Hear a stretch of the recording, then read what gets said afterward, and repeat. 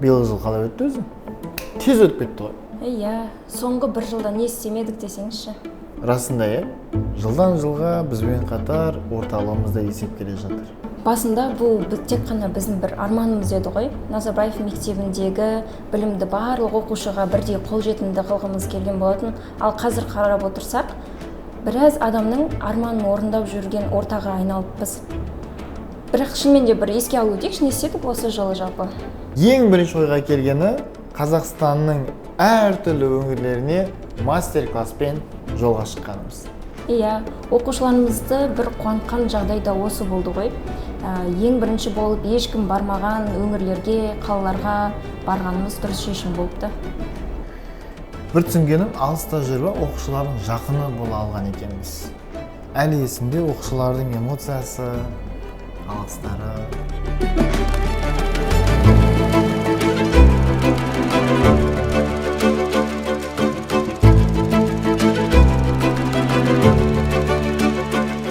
Ағай, шын өмірде де тура сол шарыңын ағай екенсіз ғой.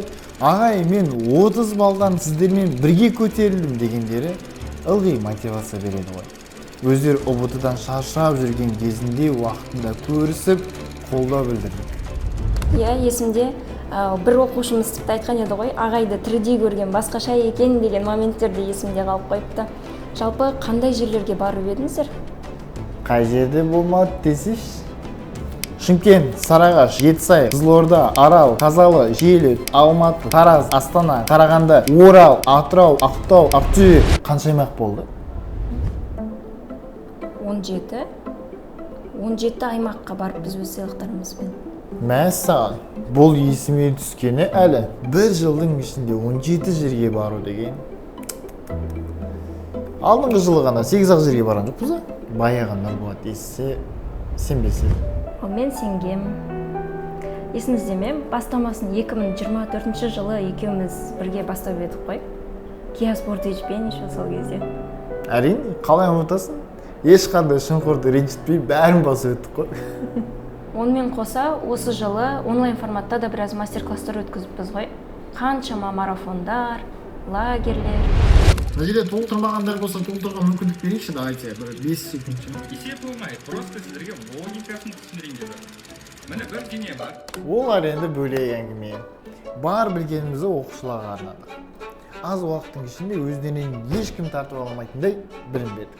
Талай оқушы өзінің әлсіз тұстарын бізбен бірге күшейтті. Менің кезімде ондай болмаған. Иә. Сіздің кезіңізде калькуляторда болмаған ғой. Рас қой.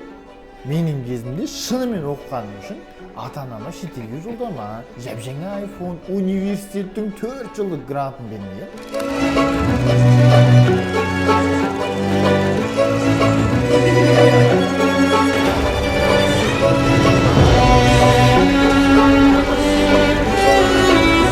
Бірақ талабы бар балаға именно осы импульс болса, неге жасамасқа? Соған әрекет жасамасқа. Соны жасау керек. Есесіне оқушыларымыз біз туралы тек ести бермей, біздің жүйемізбен танысты ғой. Ол да дұрыс. Осы лагерден кейін тіркеген оқушылардың вайбы бөлек пе екен, білмедім, бірақ нәтижелерімізде осы оқушылар кездеседі. О, ең маңыздысына да келдіңіз ғой тақырыпты. Әрине кездеседі. Әрқайсысы әртүрлі өмір жолында болғанымен, соңындағы таңдауы бір болды ғой. Не себепті біз таңдаған екен бәрі? Қызықшы осы маған. Әркімнің өз себебі бар, бірақ бір білетінім, біздің шығарған нәтижелеріміз олардың артқан сенімін ақтады ғой. Қаңтар ұбт-ның өзінде 136 балмен Қаныбек пен Сарбиназымыз рекордтың басын бастап дедіңіз бе? Кім айтты қыздар физматтан рекорд қоя алмайды деп? Ол жаңалықты естіген сәтін әлі есімде. Онымен қоса әрбір 4-ші оқушымыз 100+ балл егер болған жоқ па? Ата-аналар хабарласып, рахметін айтпақшы, Қазақстан бойынша ең алғашқы физикадан 50-50 балл ше? Бірден Айқанат Бурабайға жол тартып кеткенсің, көрейші. Қамқоршы болып, әрі серіктестігіміздің нәтижесінде осындай нәтижелер шығатынына дәлел болды оны дәлел. Жаңа жылымыз да жақсы жаңалықтармен басталып, ал Наурыз ұбт ше? Мен сапарда болғанда ұбт-ның ең бірінші күніне кіріп кететін Олжас рекорд қойып тастаған жоқ па? 132 балл бірінші күннен. наурыз ұбт енді басталса да Олжабек Олжас оқушымыз 133 балды алып тастап уже. Көкем көп уақытын құртқысы келген жоқ ой деп. 2 апта ешкім бұзамады. Кейін Қаныбек топ етіп шықты статистикаға. Ең жоғарғы балл болды. бәрі қорқатын наурыз ұбт-дан оқушыларымыз жақсы алып шықты ғой. Наурыз ұбт-да да, нағыз ұбт-да да офлайн мастер-класста болыппын. Сол кездің бағалығы рекорд деп жатталып қалған дейсің ма? Бірінші Алина, кейін Қаныбек, сосын Олжас 138 балл деп шығады ғой. ұбт-ның бірінші күнінде. Ойлашы, бір күнде өз рекордымызды 3 рет жаңартып қой. Иә, төбеміз көкке жетті ғой сол кезде. Одан кейін қаншама оқушыларымыз таңдау пәнінен 50-де 50 қойды ғой. Одан кейін үздік нәтиженің негізі шықты емес пе, Нұраділіміз? Жұп болсын деген жоқ па енді командамыз. Мұның бәрі команданың арқасы. Кезінде шәкірт болғандар қазір команда мүшесіне айналғандарын да байқамай қалыппыз. Бірі куратор, бақылаушы, мұғалім, бірі оқу менторы, менеджер, ал бірі маркетинг бөлімінде қызметкер. Барлығы бір-бірімен тығыз байланысқан орта ғой. Біраз игі істер жасаппыз бұл жылы. Енді